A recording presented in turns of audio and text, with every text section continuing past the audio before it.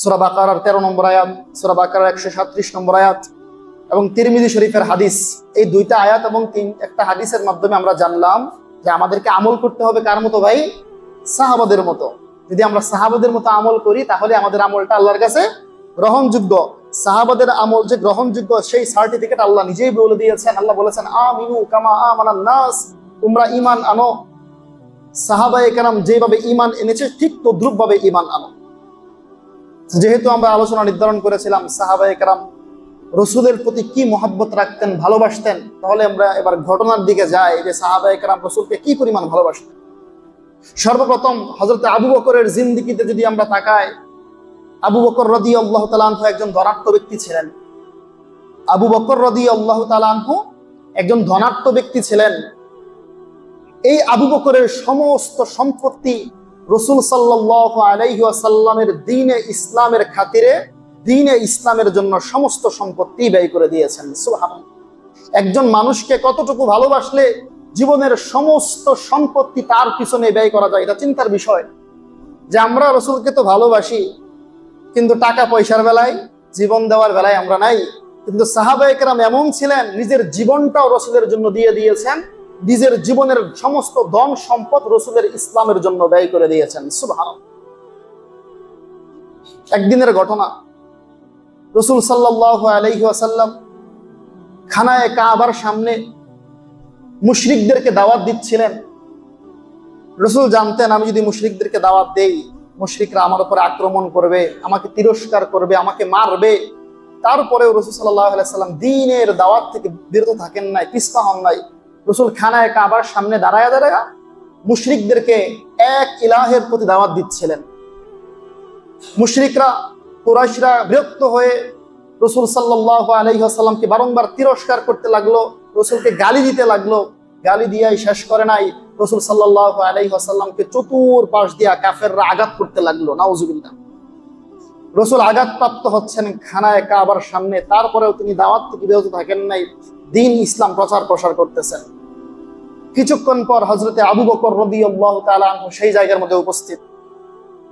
আবু বকর দেখলেন রাসূল সাল্লাল্লাহু আলাইহি ওয়াসাল্লাম দ্বীনের দাওয়াত দিচ্ছেন, আর বেঈমান কাফেররা রাসূল সাল্লাল্লাহু আলাইহি ওয়াসাল্লামকে আক্রমণ করতেছে, মারতেছে, তিরস্কার করতেছে, গালিগালাজ করতেছে। আবু বকর সামনে অগ্রসর হইলেন, সামনে আগায় আসলেন। আগায় আয়েশা বলতেছেন, কাফেরদের উদ্দেশ্য করে বলেন, ও কাফেরের দল, আতাকতুলুনা রাজুলান আইয়াকুলা রাব্বি আল্লাহ, আইয়াকুলু রাব্বি আল্লাহ। হে কাফেরের দল, আতাকতুলুনা রাজুলান, তোমরা কি এমন একজন ব্যক্তিকে হত্যা করতে চাইতেছো? তোমরা কি এমন একজন ব্যক্তিকে এখনই হত্যা করবে যার অপরাধ শুধু এতটুকুই যে আইয়াকুলা রাব্বি আল্লাহ, সে বলে আমার প্রভু আল্লাহ, আমাদের স্রষ্টা একজন আল্লাহ।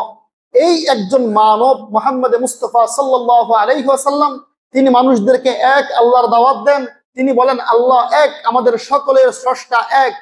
এই এক আল্লাহর দাওয়াত দেওয়ার কারণে কি তোমরা এই ব্যক্তিটাকে হত্যা করবা? এই কথাটা বলার পরেই রাসূল সাল্লাল্লাহু আলাইহি ওয়াসাল্লামকে যারা মারতেছিল বেঈমান কাফেররা, ওরা রাসূলকে মারা বাদ দিয়া আবু বকরের উপরে আঘাত করতে শুরু করে। আবু বকরকে মারতে মারতে তার চেহারার মধ্যে এমন ভাবে আঘাত করা হয়েছিল, রক্ত জমে গিয়েছিল, তিনি সাথে সাথে বেহুশ হয়ে পড়ে যায়। ওই দিক দিয়ে রাসূল সাল্লাল্লাহু আলাইহি ওয়াসাল্লামকে উঠায় নেওয়া যায় ফ্যামিলির লোকেরা, আর আবু বকর সেখানেই খানায়ে কাবার সামনে বেহুশ হয়ে পড়ে থাকে। কিছুক্ষণ পর আবু বকরের যে ফ্যামিলির লোকেরা আছে তাকে উঠায় নেওয়া যায়। ঘরের মধ্যে নিয়ে যাওয়ার পরে মাথার মধ্যে পানি দেয়, আঘাত প্রাপ্ত জায়গাগুলো থেকে রক্ত মুছার পরে অনেকক্ষণ পরে জ্ঞান ফেরে। জ্ঞান ফেরার পরে প্রথম যে বাক্যটা ছিল, দেখেন কি পরিমাণ আশিকে রাসূল, কি পরিমাণ আবু বকরের অন্তরে রাসূলের প্রতি মহাব্বত ছিল। এত মার খাওয়ার পরেও, এত আঘাত প্রাপ্ত হওয়ার পরেও বেহুশ হয়ে গেছে, চেহারার মধ্যে বড় জখম হয়ে গিয়েছে, চেহারা ফুলে গেছে, মাথা ভেঙে গেছে, সারা শরীর থেকে রক্ত পড়তেছে। ওই মুহূর্তে যখন ফ্যামিলির কাছে গেছেন, বিছানার মধ্যে শুয়ে আছেন, জ্ঞান ফিরছে, সর্বপ্রথম বাক্যটা ছিল, তার ফ্যামিলিকে জিজ্ঞাসা করেছেন, আমার রাসূল সাল্লাল্লাহু আলাইহি ওয়াসাল্লাম কি নিরাপদে আছে? আমার রাসূল সাল্লাল্লাহু আলাইহি ওয়াসাল্লাম কি বেঈমান কাফেরদের আক্রমণ থেকে মুক্তি পেয়েছে? সুবহানাল্লাহ। এই প্রশ্নটা সর্বপ্রথম করেছিলেন। সাদ তিনার ফ্যামিলি ও চতুর্পাশে আছেন, তিনি অস্থির হয়ে গিয়েছেন যে আবু রাসূল সাল্লাল্লাহু আলাইহি ওয়াসাল্লাম কি অবস্থা। সাথে সাথে ফ্যামিলির একজন লোককে রাসূলের ঘরে পাঠাইলেন।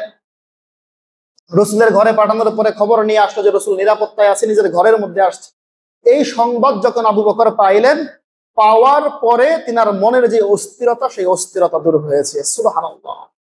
কি পরিমাণ মহব্বত করতো রসুলকে। বেহুশ হয়ে গেছে, সারা শরীর থেকে রক্ত পড়তেছে, জ্ঞান ফিরছে, সর্বপ্রথম কথায় আমার রসুল কেমন আছে, আমার রসুল কি সুস্থ আছে, আমার রসুল কি নিরাপত্তা জায়গার মধ্যে আছে, নিরাপদ জায়গার মধ্যে আছে। তারপরে তিনি শান্ত হয়েছেন। আবু বকরের বাপ বলতো, পিতা বলতো, হে আবু বকর, কত সম্পদ তোমার আন্ডারে ছিল, তুমি তো সব দিন ইসলামের খাতিরে শেষ করে ফেলছো, তোমার সন্তানের জন্য কি কিছু রেখে যাবে না, আমার নাতি নাতকরের জন্য কি কিছুই রেখে যাবে না?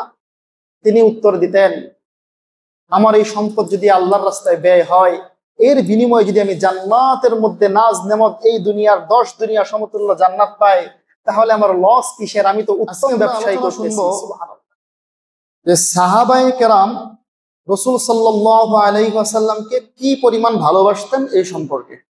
সাহাবায়ে কেরাম রাসূল সাল্লাল্লাহু আলাইহি ওয়াসাল্লামকে কি পরিমাণ ভালোবাসতেন, সাহাবাদের অন্তরে রাসূলের প্রতি কি পরিমাণ মহব্বত ছিল, ভালোবাসা ছিল, এই সম্পর্কে ইনশাআল্লাহ আমরা আলোচনা শুনব। কেন আমরা এই সম্পর্কে আলোচনা শুনবো?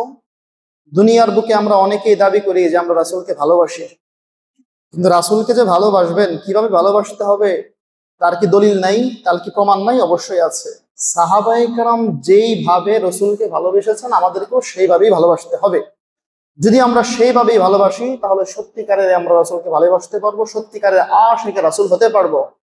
শুধু ভালোবাসার ক্ষেত্রেই নয়, দিন ইসলামের যতগুলো আমল আছে, এই প্রত্যেকটা আমলেই আমাদেরকে করতে হবে সাহাবায়ে কেরামের মতো।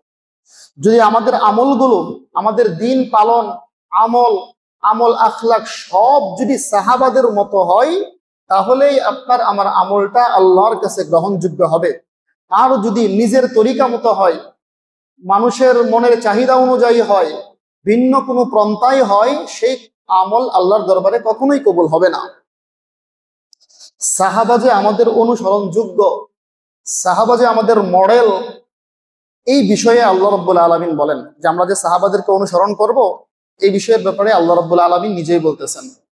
কোরআনে কারীমের সূরা বাকারার 13 নম্বর আয়াত আল্লাহ বলেন, وَإِذَا قِيلَ لَهُمْ آمِنُوا كَمَا آمَنَ النَّاسُ قَالُوا أَنُؤْمِنُ كَمَا آمَنَ السُّفَهَاءُ أَلَا إِنَّهُمْ هُمُ السُّفَهَاءُ وَلَكِنْ لَا يَعْلَمُونَ। আমার আল্লাহ রাব্বুল আলামিন কোরআনে কারীমের মধ্যে সুস্পষ্টভাবে বলে দেয়, ওয়াইদা কিলা লাহুম আমিনু, যখন মুনাফিকদেরকে বলা হয়, আল্লাহ রাব্বুল আলামিন নিজেই বলতেছেন, যখন মুনাফিকদেরকে বলা হয় আমিনু কামা আমানান নাস, তোমরা ঈমান আনো, তোমরা ইসলামের ভিতরে প্রবেশ করো, তোমরা ইসলামের প্রত্যেকটা জিনিসকে মানো, যেমনি ভাবে সাহাবায়ে কেরাম ফলো করে, যেমনি ভাবে সাহাবায়ে কেরাম ঈমান আনে। আল্লাহ বলতেছেন, মুনাফিকদেরকে যখন বলা হয় আমিনু, ওয়া ইদা কিলা লাহুম আমিনু, হে মুনাফিকের দল বা হে মুশরিকের দল, হে কাফেরের দল, হে মুনাফিকের দল, আমিনু, তোমরা ঈমান আনো। কাদের মতো? কামা আমানান নাস, যেমনি ভাবে সাহাবায়ে কেরাম ঈমান এনেছে, তেমনি ভাবে তোমরা ঈমান আনো। সাহাবাদের ঈমানকে কে সত্যায়ন করতেছে? আল্লাহ। আল্লাহ রাব্বুল আলামিন সাহাবাদের ঈমানের মতো ঈমান আনতে বলতেছেন। তখন মুনাফিকরা বলে, ক্বালু আনুমিনু কামা আমানাস সুফাহা, মুনাফিকরা তাদেরকে ডাক দেয়া বলে, আমরা কি তাদের মতো ঈমান আনবো যারা নাকি মূর্খের দল? নাউযুবিল্লাহ। মুনাফিকদেরকে যখন বলা হইতো তোমরা ঈমান আনো সাহাবাদের মতো, তো প্রতি উত্তরে মুনাফিকরা বলতো আমরা ঈমান আনবো সুফাহা, এদের মতো, মূর্খদের মতো। নাউযুবিল্লাহ। সাহাবাদেরকে ওরা মূর্খ বলতো, মুনাফিকরা সাহাবাদেরকে মূর্খ বলতো। আল্লাহ রাব্বুল আলামিন সাহাবাদেরকে যে একটা গালি দিয়েছে, এই গালির প্রতি উত্তর আল্লাহ রাব্বুল আলামিন নিজেই দিয়ে দেন। আল্লাহ বলেন, আলা ইন্নাহুম সুফাহা, আলা ইন্নাহুম সুফাহা ওয়ালাকিন লা ইয়ালামুন। আল্লাহ রাব্বুল আলামিন ডাক দিয়া বলেন, ও নবী মুহাম্মদ সাল্লাল্লাহু আলাইহি ওয়াসাল্লাম, আপনি শুনেন, আপনার সাহাবায়ে কেরামকে ওই মুনাফিকের দলরা মূর্খ বলে আমি আল্লাহ রাব্বুল আলামিন প্রতি উত্তর দিয়ে দিলাম, না না, আপনার সাহাবায়ে কেরাম একটাও মূর্খ নয়, বরং যারা তাদেরকে মূর্খ বলে মুনাফিকরাই হলো মূর্খ। আল্লাহ বলতেছেন মুনাফিকরাই হচ্ছে মূর্খ, সাহাবায়ে কেরাম মূর্খ না। ওয়ালাকিন লা ইয়ালামুন, কিন্তু মুনাফিকরা যে মূর্খ, এই মূর্খতা সম্পর্কে তারা নিজেরাই জানে না। সুবহানাল্লাহ। তো এই আয়াত দ্বারা আমরা কি বুঝলাম? এই আয়াত দ্বারা আমরা বুঝলাম আল্লাহ বলতেছেন তোমরা ঈমান আনবা কার মতো ভাই? সাহাবায়ে কেরামের মতো। মুনাফিকদেরকে উদ্দেশ্য করে বলতেছেন, মুনাফিকদেরকে যখন বলা হইতো, সাহাবা যখন বলতো, রাসূল যখন বলতো ঈমান আনো সাহাবাদের মতো, তখন তারা বলতো আমরা কি মূর্খদের মতো ঈমান আনবো? আল্লাহ রাসূল সাল্লাল্লাহু আলাইহি ওয়াসাল্লামের সাহাবাদেরকে তারা মূর্খ বলতো। এই মূর্খের গালির প্রতি উত্তরে আল্লাহ রাব্বুল আলামিন তাদেরকে বলেন, ও দুনিয়ার মানুষ, তোমরা শোনো, রাসূলের সাহাবায়ে কেরাম মূর্খ না, বরং যারা রাসূলের সাহাবায়ে কেরামকে মূর্খ বলে ওরাই হচ্ছে চরম মূর্খ। বলেন না সুবহানাল্লাহ। প্রতি উত্তর কে দিয়েছেন ভাই? আল্লাহ রাব্বুল আলামিন প্রতি উত্তর দিয়েছেন যে সাহাবায়ে কেরাম মূর্খ না, সাহাবাদেরকে যারা মূর্খ বলে তারাই হচ্ছে মূর্খ। সুবহানাল্লাহ। সবাই খেয়াল করি। দ্বিতীয় নম্বর আয়াত, যে সাহাবাদেরকে আমাদেরকে অনুসরণ করতে হবে, সাহাবাদের মতোই আমাদেরকে ইসলামকে ফলো করতে হবে, সাহাবাদের মতোই ইসলামকে মানতে হবে। দ্বিতীয় নম্বর আয়াত হচ্ছে সূরা বাকারার 137 নম্বর আয়াত। আল্লাহ রাব্বুল আলামিন বলেন, আল্লাহ বলতেছেন, وقال الله تعالى في القرآن الكريم فإن آمنوا بمثل ما آمنتم فقد اهتدوا। আল্লাহ রাব্বুল আলামিন কোরআনে কারীমের মধ্যে বলে দেয়, فإن آمنوا بمثل ما آمنتم فقد اهتدوا। ও দুনিয়ার মানুষ, তোমরা শোনো, তোমরা যদি সাহাবায়ে কেরামের মতো ঈমান আনতে পারো, সাহাবায়ে কেরাম যেভাবে ঈমান এনেছে, সাহাবায়ে কেরাম যেভাবে আমল করেছে, সাহাবায়ে কেরাম ইসলামকে যেভাবে মেনেছে, তোমরা যদি সেইভাবেই ঈমান আনো, সেইভাবেই আমল করো, আমি আল্লাহ রাব্বুল আলামিন বলে দিলাম ফাকাদ ইহতাদাউ, তাহলে তোমরা সঠিক পথের মধ্যেই আছো। সুবহানাল্লাহ। তো এই আয়াত দ্বারা আমরা কি শিখলাম? আল্লাহ বলতেছেন যদি তোমরা সাহাবাদের মতো ঈমান আনো, বিমিথলি মা আমানতুম, যদি সাহাবাদের মতো ঈমান আনো, ফাকাদ ইহতাদাউ, তাহলে তোমরা সঠিক পথের মধ্যে আছো, হেদায়েতের পথের মধ্যে আছো। আর যদি মুখ ফিরিয়ে নাও, আল্লাহ রাব্বুল আলামিন বলতেছেন আয়াতের শেষ অংশে, যদি সাহাবাদের মতো ঈমান না আনে মুখ ফিরিয়ে নাও, তাহলে জেনে রাখো আল্লাহ রাব্বুল আলামিনের কোনো ক্ষতি তোমরা করতে পারবে না। আল্লাহ রাব্বুল আলামিনের কোনো ক্ষতি তোমরা করতে পারবে না। আর যেই ব্যক্তি আল্লাহ রাব্বুল, পৃথিবীতে কি এমন কোনো মানুষ আছে যে আল্লাহর ক্ষতি করতে পারবে? পৃথিবীর সমস্ত মানুষ যদি বেঈমান কাফের হয়ে যায়, আর সমস্ত মানুষকে যদি আল্লাহ জাহান্নামে নিক্ষেপ করে, আল্লাহর কোনো ক্ষতি আছে? আল্লাহর কি জাহান্নামের মধ্যে কি মানুষকে ধরবে না? আল্লাহ যদি পৃথিবীর সমস্ত মানুষদেরকে জাহান্নামে নিক্ষেপ করে, তাহলে কি আল্লাহর জাহান্নাম ভরে যাবে? আর আল্লাহ যদি পৃথিবীর সমস্ত মানুষদেরকে জান্নাতের মধ্যে ঢোকায়া দেয়, আল্লাহর জান্নাত কি পূরণ হয়ে যাবে? না। তাই কেউ যদি ঈমান না আনে, আল্লাহ বলতেছেন যদি সাহাবাদের মতো ঈমান না আনো, সঠিক পথে না থাকো, আল্লাহর কোনো ক্ষতি করতে পারবে না। তবে যারা ঈমান আনবে তাদেরকে আল্লাহ রাব্বুল আলামিন পুরস্কৃত করবেন। সুবহানাল্লাহ। তাহলে আমরা এই দুইটা আয়াত দ্বারা বুঝলাম আমাদেরকে আমল করতে হবে সাহাবাদের মতো। আমাদেরকে যে কোনো আমল করতে হবে সাহাবাদের মতো। রাসূলকে ভালোবাসতে হবে কার মতো ভাই? সাহাবাদের মতো। এবার একটা হাদিস শুনি। হাদিসের মধ্যেও আসছে যে রাসূল সাল্লাল্লাহু আলাইহি ওয়াসাল্লাম বলে দিয়েছেন সাহাবাদেরকে কিভাবে অনুসরণ করতে হবে।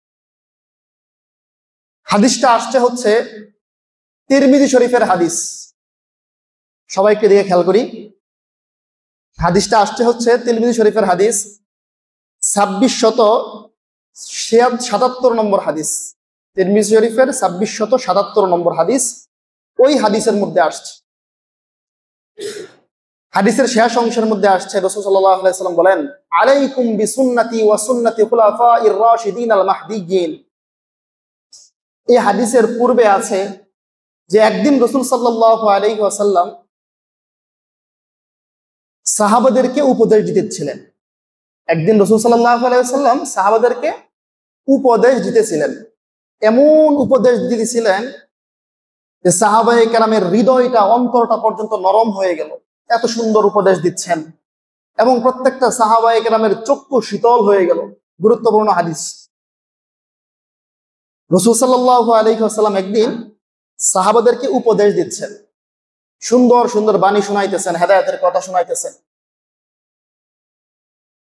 এমন অবস্থায় সাহাবায়ে কেরামের প্রত্যেকটা হৃদয় একেবারে গলে গেল, সাহাবায়ে কেরামের চক্ষু থেকে পানি ঝরতে লাগলো। এই উপদেশ শোনার পরে রাসূল সাল্লাল্লাহু আলাইহি ওয়াসাল্লাম এরকে সাহাবায়ে কেরাম জিজ্ঞাসা করলো, ইয়া রাসূলুল্লাহ, আজকে আপনি এত সুন্দর উপদেশ দিচ্ছেন, আজকে আপনি এত সুন্দর সুন্দর কথা বলছেন, আমাদেরকে উপদেশ দিচ্ছেন, মনে হয় এটা যেন আমাদের জীবনের শেষ উপদেশ, মনে হয় আমাদের জন্য, মনে হয় আপনি বিদায় লগ্নের উপদেশ দিচ্ছেন। ইয়া রাসূলুল্লাহ, আপনি আমাদেরকে কি বলতে চান? এই প্রশ্ন সাহাবায়ে কেরাম রাসূলকে করেছেন যে আপনি এত সুন্দর উপদেশ দিচ্ছেন, এত সুন্দর ওয়াজ করতেছেন, মনে হইতেছে আপনার জীবনের শেষ ওয়াজ। ইয়া রাসূলুল্লাহ, আপনি এই উপদেশের মাধ্যমে আমাদেরকে কি বলতে চান? রাসূল সাল্লাল্লাহু আলাইহি ওয়াসাল্লাম বলেন, ইত্তাকুল্লাহ, আল্লাহকে ভয় করো, আল্লাহকে ভয় করো। রাসূল বললেন, আল্লাহকে ভয় করবা। এবং আরো বলেন, খেয়াল করে শুনবেন, রাসূল সাল্লাল্লাহু আলাইহি ওয়াসাল্লাম বলতেছে, আমি যেদিন পৃথিবীর বুক থেকে চলে যাব, পৃথিবী থেকে যখন চলে যাব, এমন একটা সময় আসবে, ফিতনা ফাসাদের জামানা, অনেক ফিতনা হবে, মতনৈক্য হবে, দলাদলি হবে। ওই সময়ের মধ্যে রাসূল বলতেছেন, আমি যখন চলে যাব দুনিয়া থেকে, অনেক ফিতনা ফাসাদ হবে, অনেক হাঙ্গামা হবে, মতানৈক্য হবে। ওই সময় ফাআলাইকুম বিসুন্নতি ওয়া সুন্নতি খুলাফাইর রাশিদিন আল মাহদিয়্যিন, রাসূল বলেন, ওই সময়ের মধ্যে তোমাদের জন্য অবধারিত হলো, তোমরা আলাইকুম বিসুন্নতি, আমার সুন্নতকে আঁকড়ে ধরবে, আমার সুন্নতকে আঁকড়ে ধরবে, ওয়া সুন্নতি খুলাফাইর রাশিদিন আল মাহদিয়্যিন, এবং আমার পরে যে খুলাফায়ে রাশিদিন আসবে, বিশেষ করে বড় বড় চারজন খলিফা, হযরতে আবু বকর, হযরতে ওমর, হযরতে উসমান, হযরতে আলী, তাদের সুন্নতকে আঁকড়ে ধরবে, অর্থাৎ সমস্ত সাহাবাদের সুন্নতকে তোমরা আঁকড়ে ধরবে। ফাতামাসসাকু বিহা, সাহাবায়ে কেরামের যে আদর্শ আছে, সাহাবায়ে কেরামের যে আমল আছে, আমার সুন্নত এবং সাহাবাদের সুন্নতকে তোমরা আঁকড়ে ধরবা। রাসূল আরো বলেন, কিভাবে আঁকড়ে ধরবা? আদ্দু আলাইহা বিনাওয়াজিদ, তোমাদের যে মারির দাঁত আছে, মারির যে শক্ত শক্ত মোটা মোটা দাঁত আছে, যেই দাঁত দিয়ে তোমরা চিবায়া চিবায়া গোশত খাও, যেই দাঁতগুলোর মধ্যে সবচাইতে শক্তি বেশি থাকে, সেই দাঁতগুলোর মাধ্যমে আমার সুন্নতকে, সাহাবায়ে কেরামের সুন্নতকে আঁকড়ে ধরবা, কামড়ায় আঁকড়ে ধরবা। যদি ধরতে পারো তাহলেই তোমরা সঠিক পথের মধ্যে থাকতে পারবা। যদি ওই সুন্নতকে আঁকড়ে ধরতে পারো তাহলেই তোমরা সিরাতুল মুস্তাকিমের উপরে চলতে পারবা। সুবহানাল্লাহ। রাসূল আরো বলেন এই হাদিসের শেষ অংশে যে দেখবা, আমি চলে যাওয়ার পরে অনেক বিদআত কাজ আবিষ্কৃত হবে, তোমরা প্রত্যেকটা বিদআত কাজ থেকে দূরে থাকবা, কেননা প্রতিটা বিদআত কাজই হচ্ছে পথভ্রষ্ট। যে ব্যক্তি বিদআত কাজের মধ্যে পড়ে যাবে, সে পথভ্রষ্টের মধ্যে পড়ে যাবে, নাউযুবিল্লাহ। তাহলে আমরা এই হাদিস দ্বারা কি বুঝলাম? রাসূল বলতেছেন, আলাইকুম বিসুন্নতি ওয়া সুন্নতি খুলাফাইর রাশিদিন আল মাহদিয়্যিন, তোমাদের জন্য অবধারিত হচ্ছে সুন্নতকে আমার সুন্নতকে আঁকড়ে ধরবা এবং আমার সাহাবায়ে কেরামের সুন্নতকে আঁকড়ে ধরবা। বিশেষ করে চার খলিফা, হযরতে আবু বকর, হযরতে ওমর, হযরতে উসমান, হযরতে আলী রাদিয়াল্লাহু তাআলা আনহুম, এই সাহাবায়ে কেরামের সুন্নতকে তোমরা যদি আঁকড়ে ধরতে পারো তাহলেই তোমরা কখনোই পথভ্রষ্ট হবে না। সুবহানাল্লাহ।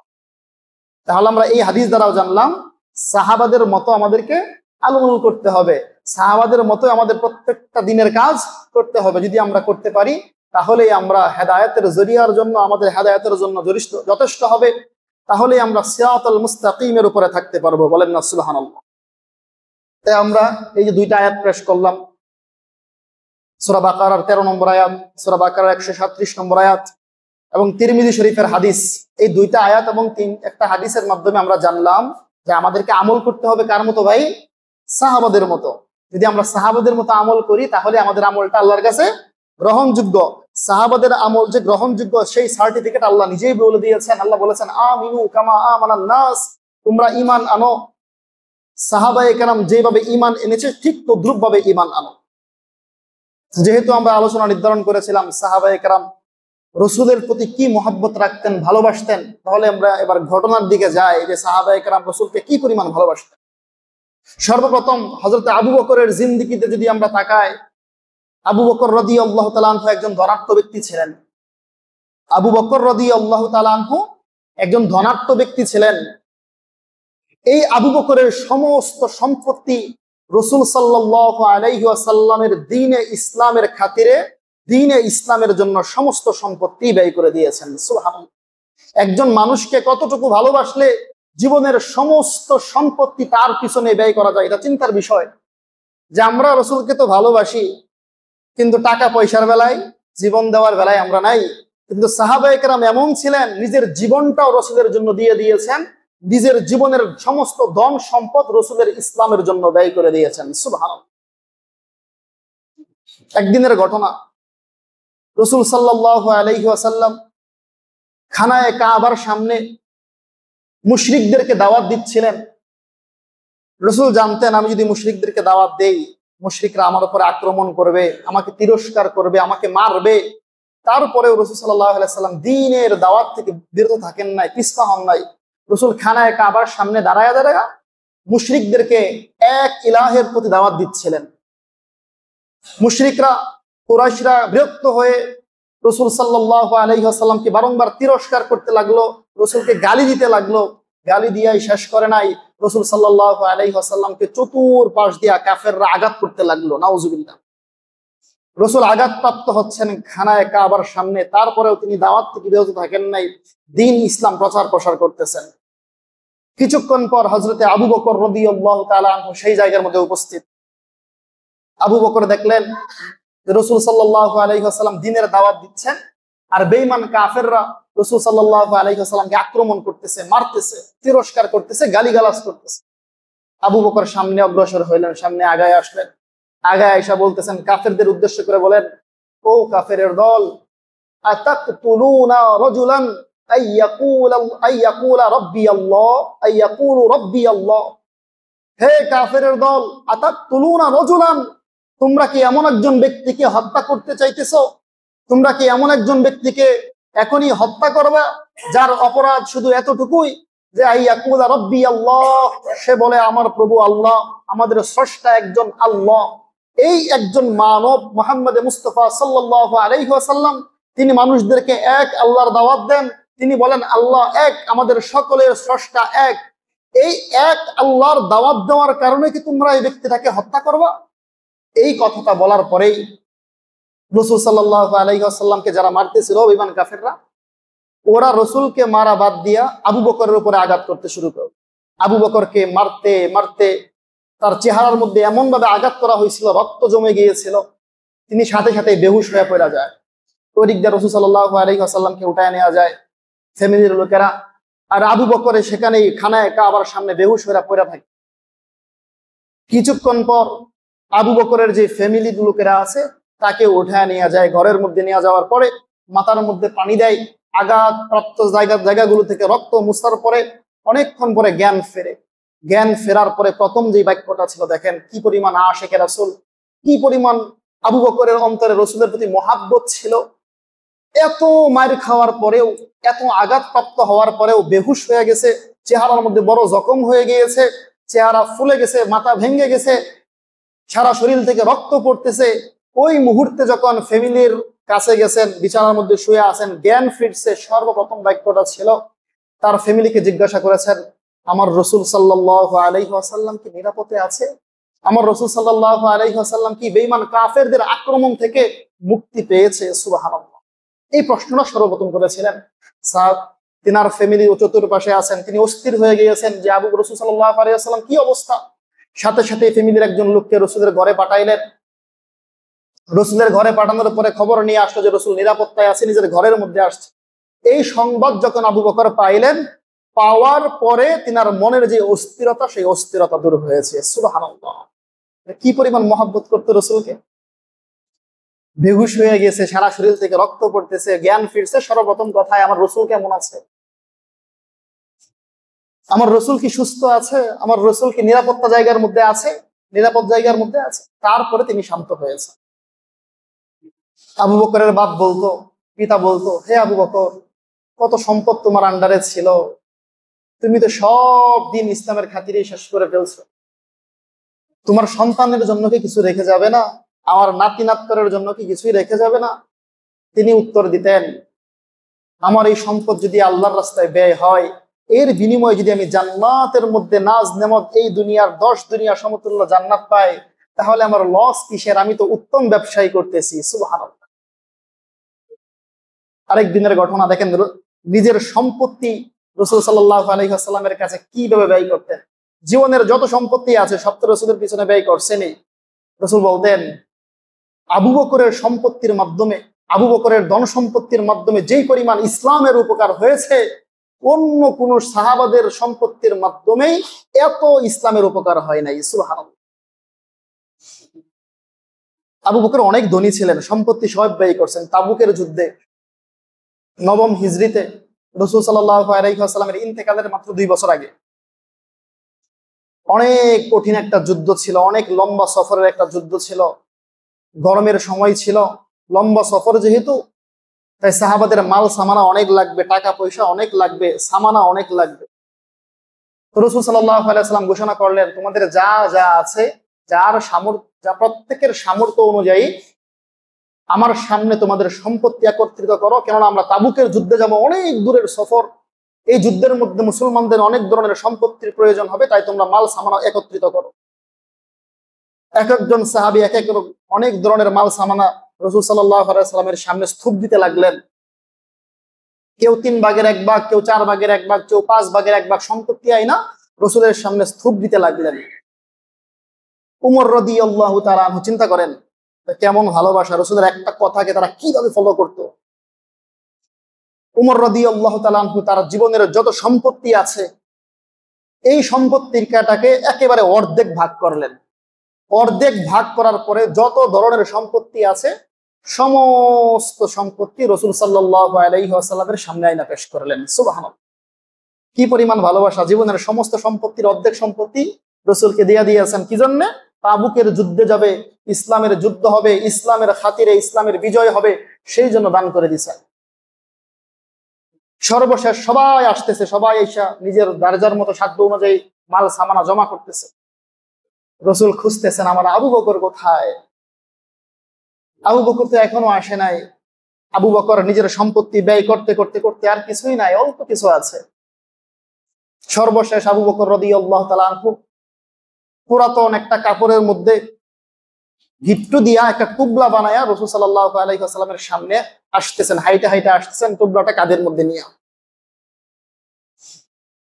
এই টুবলাটা আয়না রাসূল সাল্লাল্লাহু আলাইহি ওয়াসাল্লামের সামনে পেশ করলেন। রাসূল বললেন, হে আবু বকর, কত সাহাবা তো কত কিছু নিয়ে আসছে, উমর তার সম্পত্তির অর্ধেক নিয়ে আসছে, আরেকজন 3 ভাগের 1 ভাগ নিয়ে আসছে, 5 ভাগের 4 ভাগের 1 ভাগ নিয়ে আসছে, তুমি কি নিয়ে আসছো? রাসূল সাল্লাল্লাহু আলাইহি ওয়াসাল্লামের সামনে, সমস্ত সাহাবাদের সামনে সেই টুবলাটা তিনি খুললেন। 2টা গিট্টু আছে। খোলার পরে বললেন, ইয়া রাসূলুল্লাহ, এই যে আমার ঘরে একটা পাতিল ছিল, একটা বর্তন ছিল, একটা প্লেট ছিল, একটা মগ ছিল। ইয়া রাসূলুল্লাহ, আমার ঘরে ছালা সেলাই করার জন্য একটা সুই ছিল, আমার ঘরের বেড়ার মধ্যে সেটা গাঁথা থাকতো, সেই সুইটা পর্যন্ত আমি আপনার সামনে পেশ করছি। সুবহানাল্লাহ। এবার রাসূল উত্তর দেয়, হে আবু বকর, তোমার ঘরে যা ছিল, ডেক, পাতিল, কাপড় চোপড়, এমনকি ঘরের সুইটা পর্যন্ত যে নিয়ে আসছো, তোমার ঘরের যে আহাল আছে, ফ্যামিলি আছে, স্ত্রী আছে, সন্তান সন্তানাদি আছে, তাদের জন্য কি রাইকে আসছে? আবু বকর কান্না করে উত্তর দেয়, ইয়া রাসূলুল্লাহ, আমি আমার ঘরের মধ্যে আল্লাহ এবং আল্লাহর রাসূলকে রেখে আসছি। সুবহানাল্লাহ, কি পরিমাণ ভালোবাসা ছিল যে ঘরের থেকে যা আছে সব নিয়ে আসছে। উত্তর দেয়, আমি আল্লাহ আল্লাহ রাসূলকে ঘরের মধ্যে রেখে আসছি। সুবহানাল্লাহ। এদের জন্যই তো রাসূল সাল্লাল্লাহু আলাইহি আল্লাহ রাব্বুল আলামিন বলতেছেন, আমিনু কামা আমানান নাস, ও দুনিয়ার মানুষ, তোমরা যে ঈমান আনবা, তোমরা যে ইসলামের আমল করবা, কাদের মতো করবা? সাহাবায়ে কেরাম যেভাবে ঈমান এনেছে, সাহাবায়ে কেরাম যেভাবে আমল করেছে, ঠিক তদ্রূপ ভাবেই যদি তোমরা ঈমান আনতে পারো, তাহলেই তোমরা সিরাতাল মুস্তাকিম, সঠিক পথের মধ্যে আছো। সুবহানাল্লাহ। অনেক ঘটনা আছে রাসূলের ভালোবাসার প্রতি, সব ঘটনা বলা সম্ভব নয়। উমর রাদিয়াল্লাহু তাআলা আনহু একটা ঘটনা বলি, তিনি কি পরিমাণ ভালোবাসতেন রাসূল। রাসূল সাল্লাল্লাহু আলাইহি ওয়াসাল্লামের জীবনের শেষ লগ্ন, অনেকদিন অসুস্থ ছিলেন, জ্বরে আক্রান্ত ছিলেন, সারা শরীর ব্যথা ছিল, দুনিয়ার বুক থেকে বিদায় হয়ে গেছেন। রাসূল সাল্লাল্লাহু আলাইহি ওয়াসাল্লাম 12ই রবিউল আউয়াল, এই যে এই মাস যে চলতেছে রবিউল আউয়াল মাস, এই মাসের 12ই রবিউল আউয়ালে রাসূল সাল্লাল্লাহু আলাইহি ওয়াসাল্লাম দুনিয়ার বুক থেকে ইন্তেকাল করছেন। দেখেন উমর কি পরিমাণ ভালোবাসতো রাসূলকে, কি অবস্থাটা তার হয়েছে। তো যে যাকে ভালোবাসে তার বিদায়ের অবস্থাটা সে সহজে মেনে নিতে পারে না। উমর অনেক কঠোর একজন সাহাবী ছিলেন, খুব শক্ত মনের অধিকারী ছিলেন, খুবই গরম একজন মানুষ ছিলেন, খুব রাগী একজন মানুষ ছিলেন। হাদিসের মধ্যে আসছে, রাসূল বলেন, আমার উমর যে রাস্তা দিয়ে হেঁটে যায়, ওই রাস্তা দিয়া 40 দিন পর্যন্ত শয়তান ভয়েই প্রবেশ করতে পারে না। সুবহানাল্লাহ। এমন একজন সাহাবী ছিলেন। শুধু তাই নয়, রাসূল বলেন, লাউ কানা বাদি নাবিয়্যুন লাকানা উমর, আমার পরে যদি কোনো নবী হইতো, নবী তো হবে না, যদি নবী হইতো তাহলে সেই নবীটা হইতো উমর। কেননা নবুয়তের যত মেজাজ আছে, নবুয়তের যত গুণ আছে, সমস্ত গুণ আল্লাহ রাব্বুল আলামিন উমরের ভিতরে দিয়া তারপরে দুনিয়ার বুকে পাঠিয়েছেন। সুবহানাল্লাহ। এমন একজন সাহাবী ছিল উমর, খুব শক্ত মানুষ, মন কখনো নরম হইতো না। কিন্তু রাসূলের ইন্তেকালের সময় রাসূলকে কি পরিমাণ ভালোবাসতেন, দেখেন কি অবস্থাটা হয়েছে। রাসূল ইন্তেকাল করছে, দুনিয়ার বুক থেকে চলে গেছে। চলে যাওয়ার পরে সাহাবায়ে কেরাম বলতেছে, রাসূল সাল্লাল্লাহু আলাইহি ওয়াসাল্লাম দুনিয়ার বুক থেকে না, দুনিয়ার বুকে নাই, বিদায় হয়ে গেছে। গোটা মদিনার মধ্যে কান্নার রুল পড়ে গিয়েছে, শোকের ছায়া নেমে আসছে। এমন একটা অবস্থার মধ্যে উমর রাদিয়াল্লাহু তাআলা আনহু, এত শক্ত একজন মানুষ, তার অবস্থাটা কি হয়েছে। উমর রাদিয়াল্লাহু তাআলা আনহু, তিনি তার কোমরের মধ্যে তরবারি ছিল, এই তরবারি খুব থেকে বের করলেন, নাঙ্গা তরবারি আসমানের দিকে উঠাইলেন, দাঁড়ায়া বললেন, ভাষণ দিলেন, হে সাহাবায়ে কেরাম, তোমরা শুনো, যেই ব্যক্তি বলবে আমার নবী দুনিয়ার বুক থেকে বিদায় হয়ে গিয়েছে, আমার এই উমরের তরবারি দিকে তার হাত কেটে ফেলবো, তার পা কেটে ফেলবো। তিনি এতটাই আবেগপ্রবুল্ল হয়ে গেছে, রাসূলের ভালোবাসা তার অন্তরে এতটাই আঘাত করছে, নিজের ব্রেনে আর কোনো কাজ করতেছে না, সে কি করবে না করবে, পাগল পারা হয়ে গেছে। আর বলতেছে, উমরের তরবারি আজকে খাপ মুক্ত হয়ে গিয়েছে, যে ব্যক্তি বলবে রাসূল ইন্তেকাল করেছে, আমি আমার এই তরবারি দিয়ে তাকে হত্যা করব, তার হাত কাটবো, তার পা কাটবো। আল্লাহি, আল্লাহর কসম, নিশ্চয় রাসূল সাল্লাল্লাহু আলাইহি ওয়াসাল্লাম ইন্তেকাল করে নাই, মরে নাই, তিনি আল্লাহর সাথে সাক্ষাৎ করতে গিয়েছেন। যেমন নাকি সাইয়েদনা মূসা আলাইহিস সালাতু ওয়াস সালাম তার কবিলার মানুষকে, তার বংশের মানুষকে রেখে গিয়ে তুর পাহাড়ে 40 দিনের জন্য চলে গিয়েছিলেন। 40 দিন পর আবার তার কবিলার কাছে, উম্মতের কাছে ফিরে আসছেন। আমার রাসূল ইন্তেকাল করে নাই, আমার রাসূল আল্লাহর সাথে সাক্ষাৎ করতে গিয়েছেন, আবার আমাদের কাছে ফিরে আসবেন। যেই ব্যক্তি বলবে রাসূল ইন্তেকাল করেছে, আমি উমরের তরবারি দিয়ে তাকে হত্যা করা হবে। কি পরিমাণ ভালোবাসা, আবেগ। সাহাবায়ে কেরামের কান্না করতেছে, কেউ দাঁড়াইতেই পারতেছে না। হযরতে আবু বকর রাদিয়াল্লাহু তাআলা আনহু মদিনার বাহিরে ছিলেন। রাসূলের ইন্তেকালের সময় আবু বকর রাদিয়াল্লাহু তাআলা আনহু মদিনার বাহিরে ছিলেন। সংবাদ পাওয়ার মাত্রই সাথে সাথে আবু বকর রাদিয়াল্লাহু তাআলা আনহু দ্রুত গতিতে ফিরে আসলেন মদিনার মধ্যে। মদিনায় এসে দেখেন সমস্ত সাহাবায়ে কেরামের কান্নার রোল, আর উমর রাদিয়াল্লাহু তাআলা আনহু শক্ত হইয়া তরবারি নাঙ্গা করে দাঁড়ায় আছে, বলতেছে, যে ব্যক্তি বলবে রাসূল ইন্তেকাল করছে, তাকে আমার এই তরবারির মাধ্যমে হত্যা করব। আবু বকর রাদিয়াল্লাহু তাআলা আনহু নরম মনের মানুষ ছিলেন, কিন্তু এই পরিস্থিতি দেখা আবু বকর সবচাইতে কঠিন মানুষ হয়ে গেছে। আবু বকর উমরকে বললেন, হে উমর শান্ত হও, শান্ত হও, হে উমর শান্ত হও। এই কথাটা বলার পরে আবু বকর রাদিয়াল্লাহু তাআলা আনহু রাসূল সাল্লাল্লাহু আলাইহি ওয়াসাল্লামের ঘরে, আম্মা জান আয়েশার ঘরে ঢুকছেন। ঢোকার পরে দেখলেন রাসূল সাল্লাল্লাহু আলাইহি ওয়াসাল্লামের দেহ মুবারকটা একটা ইয়ামানি চাদরের মাধ্যমে ঢাকা আছে। আবু বকর রাদিয়াল্লাহু তাআলা আনহু আবেগ প্রবল হয়ে কান্নাকাটি করলেন। কান্নাকাটির পরে রাসূল সাল্লাল্লাহু আলাইহি ওয়াসাল্লামের মুখখানা খুললেন। মুখের উপর থেকে, মুখ মুবারকের উপর থেকে, চেহারা মুবারকের উপর থেকে কাপড়টা সরাইলেন। চাদরটা সরানোর পরে আবু বকর রাদিয়াল্লাহু তাআলা আনহু রাসূলের গালের মধ্যে, মুখের মধ্যে, চেহারার মধ্যে চুমা খাইলেন। চুমা খাওয়ার পরে বলতেছেন, ইয়া রাসূলুল্লাহ, আল্লাহ রাব্বুল আলামিন আপনাকে মৃত্যুর স্বাদ একবার আস্বাদন করিয়েছে। আল্লাহ রাব্বুল আলামিন দ্বিতীয়বার আর কখনো আপনাকে মৃত্যুর স্বাদ আস্বাদন করাবেন না। আপনি কষ্ট পাইছেন, মৃত্যু অবশ্যই যন্ত্রণাদায়ক জিনিস। আপনি দুনিয়ার বুক থেকে মৃত্যুর সময় যে যন্ত্রণাটা পেয়ে গিয়েছেন, চলে গিয়েছেন, এই একই স্বাদ, এই একই কষ্ট আর দ্বিতীয়বার কোনোদিন আপনাকে আল্লাহ রাব্বুল আলামিন আস্বাদন করাবেন না। মানে আর আপনি জীবিত হবেন না, আপনি দুনিয়ার বুক থেকে বিদায় হয়ে গিয়েছেন। এই কথা বলার পরে রাসূল সাল্লাল্লাহু আলাইহি ওয়াসাল্লামের দেহ মুবারকটাকে ঢাকলেন। এবার ঘরে থেকে বের হয়ে আসলেন। বের হয়ে দেখলেন সমস্ত সাহাবায়ে কেরাম হেলান দিয়ে বসে আছে, মাটির মধ্যে গড়াগড়ি খাইতেছে, কান্না করতেছে। আর উমর ওই সময় হুঙ্কার দিচ্ছে, যে বলবে রাসূল ইন্তেকাল করেছে, আমি তার হাত কেটে ফেলবো, তার পা কেটে ফেলবো, তাকে হত্যা করব। এবার হযরতে আবু বকর রাদিয়াল্লাহু তাআলা অনেক শক্ত হইলেন। শক্ত হওয়ার পরে তিনি একটা ভাষণ দিলেন সমস্ত সাহাবাদেরকে উদ্দেশ্য নিয়ে। কি ভাষণ? তিনি বললেন, হে সাহাবাদের দল, তোমরা শোনো, যেই সমস্ত ব্যক্তিরা, যেই সমস্ত সাহাবায়ে কেরাম মুহাম্মদ মুস্তাফা সাল্লাল্লাহু আলাইহি ওয়াসাল্লামের ইবাদত করত, তার পূজা করত, তার বন্দেগী করত, তারা যেন জেনে রাখে আজকে মুহাম্মদ ইন্তেকাল করেছে, তাদের ইবাদত শেষ। আর যারা আল্লাহ রাব্বুল আলামিনের ইবাদত করত, বন্দেগী করত, তারা যেন জেনে রাখে আল্লাহ রাব্বুল আলামিন চিরস্থায়ী, আল্লাহ রাব্বুল আলামিন চিরঞ্জীব, আল্লাহ রাব্বুল আলামিন হাইয়ুন কাইয়ুম। সুবহানাল্লাহ। এই ভাষণ দিলেন। ভাষণ দেওয়ার এক পর্যায়ে হযরতে আবু বকর রাদিয়াল্লাহু তাআলা আনহু একটা কোরআনের আয়াত পড়লেন, সূরা আলে ইমরানের 144 নম্বর আয়াত। আবু বকর বললেন, ওয়ামা মুহাম্মাদুন ইল্লা রাসূল, ওয়ামা মুহাম্মাদুন ইল্লা রাসূল ক্বাদ খালাত মিন ক্বাবলিহিমুর রুসুল।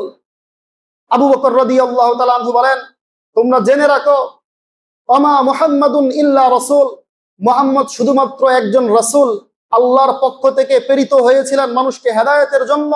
ক্বাদ খালাত মিন ক্বাবলিহির রুসুল, ইতিপূর্বে লক্ষ লক্ষ হাজার হাজার রাসূলগণ দুনিয়ার বুক থেকে বিদায় হয়েছে, দুনিয়ার বুক থেকে চলে গিয়েছে।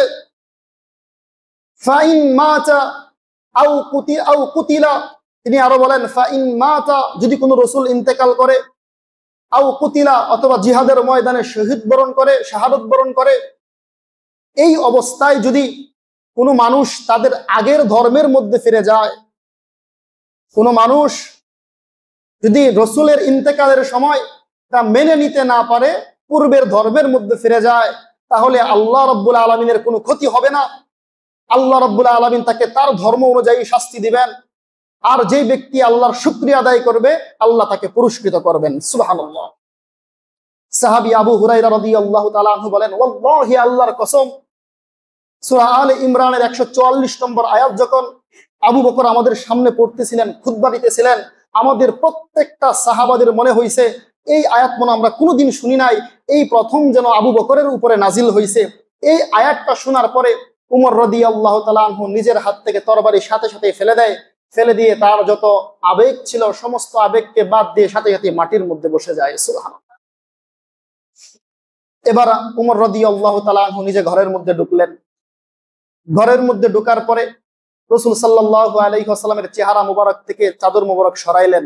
চাদর মুবারক সরানোর পরে তিনি উমর নিজেই বলতেছেন, ইয়া রাসূলুল্লাহ, আমি এতক্ষণ যা করেছি ভুল করেছি, আমি আপনাকে ভালোবাসি, আপনার প্রেমে পাগল হয়ে আমি ভুল করে ফেলছি। ইয়া রাসূলুল্লাহ, আপনি দুনিয়ার বুকে থাকতে পৌত পবিত্র ছিলেন, আপনি ইন্তেকাল করেছেন, মৃত্যুবরণ করেছেন, আপনার ইন্তেকাল হওয়ার পরেও আপনি পৌত পবিত্রই আছেন। সুবহানাল্লাহ।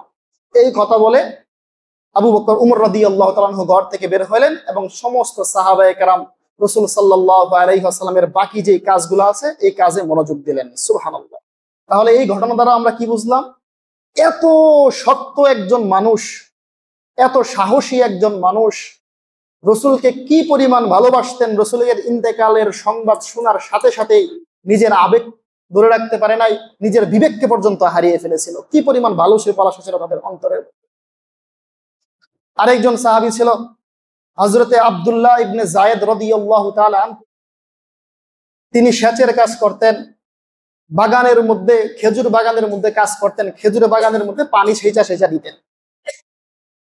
তাদের প্রতি, তাদের অন্তরে রাসূলের কি পরিমাণ মহব্বত ছিল ঘটনা শুনলে বুঝতে পারবেন। আব্দুল্লাহ ইবনে যায়েদ রাদিয়াল্লাহু তাআলা আনহু প্রতিদিন ফজরের নামাজ পড়ার পরে রাসূলকে এক নজর দেখতেন, আর তিনি বলতেন, দিনের শুরু লগ্নে যখন আমি রাসূলকে দেখি, আমার অন্তরের মধ্যে যত ব্যথা আছে, যত কষ্ট আছে, দুঃখ আছে, রাসূলকে এক নজর দেখার সাথে সাথেই সমস্ত দুঃখ, কষ্ট, বেদনা দূর হয়ে যায়। সুবহানাল্লাহ। এটা তার সারা জীবনের আমল ছিল। ফজরের সময় নামাজ পড়তেন, রাসূলকে দেখা রাসূলের চেহারার দিকে তাকায় থাকতেন, কিছুক্ষণ তাকায় থাকার পরে নিজের কাজের মধ্যে যাইতেন। সুন্দর সারাদিন চলতো, কাজ করতেন। এভাবেই চলতেছে। রাসূলের যখন ইন্তেকাল হয়ে যায়, রাসূলের ইন্তেকালের সময় ওই সাহাবী আব্দুল্লাহ ইবনে যায়েদ রাদিয়াল্লাহু তাআলা আনহু বাগানের মধ্যে কাজ করতেছিলেন। তিনি সংবাদ পাইলেন যে রাসূল সাল্লাল্লাহু আলাইহি ওয়াসাল্লাম দুনিয়ার বুক থেকে বিদায় হয়ে গেছে। সাহাবী আব্দুল্লাহ ইবনে যায়েদ রাদিয়াল্লাহু তাআলা আনহু কাজ করতেছিলেন, হাতের মধ্যে থেকে তার যে কাজের জিনিসটা এটা ফেলে দেয়। ফেলে দেওয়ার সাথে সাথে জমিনের মধ্যে পড়ে যায়। জমিনের মধ্যে অনেকক্ষণ বসে থাকে, কান্না করে। কান্না করতে করতে এক পর্যায়ে আল্লাহর কাছে দোয়া করে, আল্লাহ, সারাটা জীবন আমার আমল গিয়েছে। প্রতিদিন ফজরের নামাজ পড়ার পর আল্লাহ রাসূল সাল্লাল্লাহু আলাইহি ওয়াসাল্লামকে আমার দুইটা চোখের মাধ্যমে দেখতাম। রাসূলের নুরানি চেহারাটা যখন আমি দেখতাম, সারা জীবনের সমস্ত কষ্টগুলোই দূর হয়ে যাইত, সারা জীবনের সমস্ত দুঃখগুলোই আমার দূর হয়ে যাইত, সারাদিন সুন্দরভাবে আমার চলতো। ও আল্লাহ, আমার এই দুইটা চোখের মাধ্যমে আজকে থেকে রাসূল সাল্লাল্লাহু আলাইহি ওয়াসাল্লামকে দেখতে পারবো না। যেই চোখের মাধ্যমে আমি রাসূলকে দেখতে পারবো না, এই চোখের আলো, এই চোখের জ্যোতি আমার দুনিয়ার বুকে প্রয়োজন নাই। ও আল্লাহ, আপনার কাছে ফরিয়াদ, আমি যদি আপনার একজন রাসূলের সাহাবী হয়ে থাকি, এই মুহূর্তে আমার দুইটা চক্ষুগুলোকে আপনি অন্ধ করে দেন। সাহাবীরা ছিল মাসুম, নিষ্পাপ, তারা কোনো গুনাহ করে নাই। গুনাহ করলেও আল্লাহ রাব্বুল আলামিনের কাছে তওবা করার কারণে সাথে সাথে মাফ হয়ে যাইতো। রাসূলকে একবার দেখার কারণে তাদের গুনাহগুলো মাফ হয়ে যাইতো। রাসূল যখন মুনাজাত করতেন, আল্লাহর সাথে সাথে কবুল করে নিতেন। সাহাবায়ে কেরাম মুনাজাত ধরার সাথে সাথেই জিন্দেগীর সমস্ত গুনাহ মাফ হয়ে যাইতো। আর যে সমস্ত মাসুম বান্দারা, মাসুম বেগুনাহ মানুষ যখন আল্লাহর কাছে দোয়া করে, আল্লাহ রাব্বুল আলামিন তাদের দোয়াগুলো সাথে সাথে কবুল করে নেয়। ওই সাহাবী যখন বলতেছে, আল্লাহ, যেই চক্ষু দিয়ে রাসূলের সৌন্দর্য দেখতাম, রাসূলের নুরানি চেহারা দেখতাম, আজকে থেকে আর রাসূলকে দেখতে পারবো না। এই দুই চক্ষু দিয়া দুনিয়ার নাজ নেয়ামত আমি আর দেখতে চাই না। কাল কিয়ামতের দিন, হাসরের সেই কঠিন ময়দানে আমার এই দুই চক্ষুর মাধ্যমে সর্বপ্রথম রাসূলকে আমি দেখতে চাই। সুবহানাল্লাহ। বেগুনাহ মাসুম হওয়ার কারণে আল্লাহর কাছে দোয়া করার সাথে সাথেই আমার আল্লাহ রাব্বুল আলামিন ওই সাহাবার মনের তামান্না গুলোকে কবুল করে নেয়। সুবহানাল্লাহ। কি পরিমাণ আশিকে রাসূল ছিলেন, কি পরিমাণ মহব্বত তাদের অন্তরের মধ্যে ছিল। দোয়া করতেছে, আল্লাহ, এই চক্ষু দিয়ে তো রাসূলকে দেখতাম, রাসূলের সৌন্দর্য দেখতাম, আজকে থেকে আর দেখতে পারবো না। দুনিয়ার আর কিছু দেখার আশা নাই। কাল কিয়ামতের দিন যখন উঠবো, এই মুহূর্তে আপনি আমাকে অন্ধ বানিয়ে দেন। আমার এই চক্ষুর মাধ্যমে সর্বপ্রথম রাসূল সাল্লাল্লাহু আলাইহি ওয়াসাল্লামকে দেখতে চাই। সুবহানাল্লাহ। এই ছিল রাসূলের প্রেম, ভালোবাসা, মহব্বত রাসূলের, সাহাবাদের রাসূলের প্রতি। তাই তো আল্লাহ রাব্বুল আলামিন বলেন সূরা বাকারার 13 নম্বর আয়াতের মধ্যে, আমিনু কামা আমানান নাস, ও দুনিয়ার মানুষ, ঈমান আনবা। ঈমান যদি আনতে চাও, সাহাবাদের মতো ঈমান আনো। আমল করতে চাও, যে আমল করতে চাও, সাহাবাদের মতো আমল করো। রাসূলকে ভালোবাসতে চাও, যদি ভালোবাসতে চাও, সাহাবাদের মতো রাসূলকে ভালোবাসো।